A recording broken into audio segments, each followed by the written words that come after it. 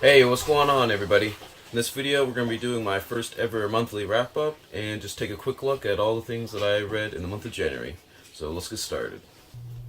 First up, we have 1177 BC by Eric Klein, and I have a fuller review in the description below. But basically, this book covers the Bronze Age collapse, which was the end of a bunch of the major civilizations of the ancient Near East in the second millennium BC. But basically, I thought I did a really good job for an overview of the late Bronze Age, but was a little lackluster in actually explaining the collapse part of it. Next up, we have Kings of the Wild by Nicholas Eames, and this is a comedic fantasy novel, largely about some middle-aged mercenaries that come back together to go on a rescue mission for one of the daughters of the men in the band. And I thought it was a little bit over the top, too funny for my taste, but probably comedy is definitely something that might be needing in the fantasy genre from what I've heard. So probably a lot of you guys will like it. Then we have Black Sun Rising by Celia Friedman, and this was a science fantasy sort of psychological thriller, and I really enjoyed it. It was a little bit dark, not necessarily like on the blood and gore and killing sort of thing, but more on the like philosophical, existential, like dark concepts in the book, and I really enjoyed it. And if that sort of thing is your thing, I think you will too. For another history book, I read Cicero, The Life and Times of Rome's Greatest Politician by Anthony Everett, and this did a really good job covering the last like two or so generations of the Roman Republic in the first century BC, and it does a great job talking about Cicero's personal relationships as well as his political aspirations in his public life.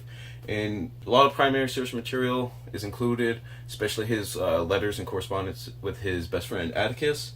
And I thought it was well researched and well written. I read The Black Company, the first novel in the series entitled The Black Company by Glenn Cook, and I thoroughly enjoyed it. I definitely love the character Croker and his perspective on telling the story of the Black Company, and I definitely look forward to reading the rest of the series. And because I love The Black Company, I picked up The Grim Company by Luke Scull, but I didn't research it beforehand, and it really is nothing like The Black Company, to be honest. It just happens to be called The Grim Company. I enjoyed it, but it was definitely probably my least favorite fantasy novel that I read this month. Kind of middle of the road. It goes between a couple different perspectives, and one of the perspectives, Davros Cole, I found just super annoying, to be honest, when I was reading it. However, the Barbarian Broad Arcane, which I assume is the man on the cover here, his perspective was was definitely a lot more fun for me to read. And going forward, if I read the rest of the series, which I probably will, I'm hoping he takes more of the show. I also listened to the audiobook format of Astrophysics for People in a Hurry by Neil deGrasse Tyson. I enjoyed that it was read by Neil deGrasse Tyson as well, but the book was a little simple, a little bit on the short side, and I felt a lot more could have been said if the book was a little bit longer. A lot of it's sort of jam-packed and literally a 200-page book. I believe I gave it 4 stars. I was originally going to give it 3 or 3.5, but hearing Neil deGrasse Tyson say that Albert Einstein was a badass definitely gave it an extra star or two.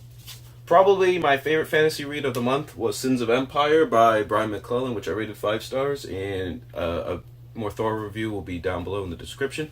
But it's in the flintlock fantasy genre, which apparently I love. I love the characters. I love the relationship between Laura Flint and Olam, and I thought everything just came together really nicely in the end. And I can't wait for Wrath of Empire to come out in a couple months.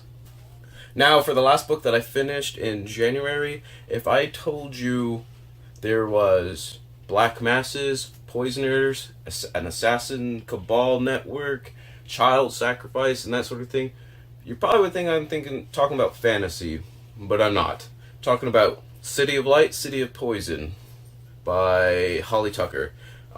This was a really well done history book about 17th century Paris, France, when the first the first police commissioner, Nicolas de la Remy, was promoted as commissioner of the police force, and he uncovered basically a poisoner cabal that was literally just destroying the aristocracy of the Paris life. And I thought it was really well written, definitely well researched. And if that sort of thing interests you, you should definitely give it a read. So there you go. Those are the 9 books I finished in January. I hope February is a good reading month for you. And remember, read victoriously.